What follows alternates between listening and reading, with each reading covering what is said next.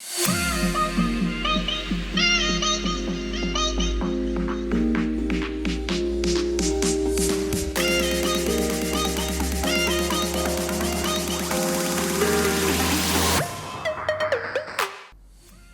chacune de nos connexions sur les plateformes web, sur les sites d'information ou sur les forums, sans oublier bien sûr les réseaux sociaux, nous laissons des données personnelles. C'est-à-dire des informations qui directement ou indirectement permettent de nous identifier. Le nom, le prénom, l'âge, la couleur de la peau ou des yeux, les lieux de résidence, etc. Ces données personnelles peuvent faire l'objet d'utilisation, quelquefois positives, quelquefois malheureusement malsaines.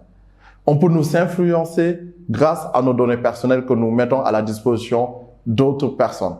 On peut nous influencer politiquement. On peut également nous influencer à avoir des actes d'achat qu'on n'aurait pas pu avoir si on ne nous connaissait pas à ce point.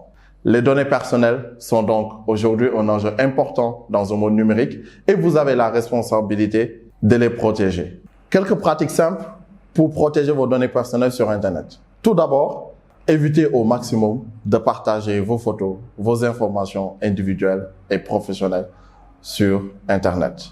Deuxièmement, utilisez des sites sécurisés. Et enfin, mettez en place des mots de passe confidentiels, individuels, secrets et bien élaborés, de sorte qu'on ne puisse pas vous pirater.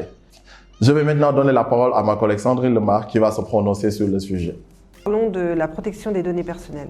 Parce qu'en effet, dès que l'on est dans le digital, dès que l'on crée un compte quel qu'il soit, on donne des données sur soi. Ces données, même si elles sont sous couvert de pseudonymes, il y a par moment des paramètres dans lesquels on doit rentrer pour pouvoir accéder à certains sites ou accéder à certains contenus.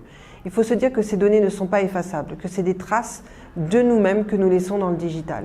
Dans cette économie de l'image, dans cette économie de la survalorisation de soi et de l'utilisation des données des uns et des autres, il est important aujourd'hui de savoir comment nous allons communiquer dans le digital et surtout quelles données personnelles nous allons remettre à tous ces opérateurs qui peuvent demain utiliser ces données personnelles à des fins pas forcément positives. Et donc, le conseil que je vous donnerai, c'est de bien préserver votre intimité et de ne pas vous connecter systématiquement dans des sites où on vous demande une tonne d'informations sur votre propre personne.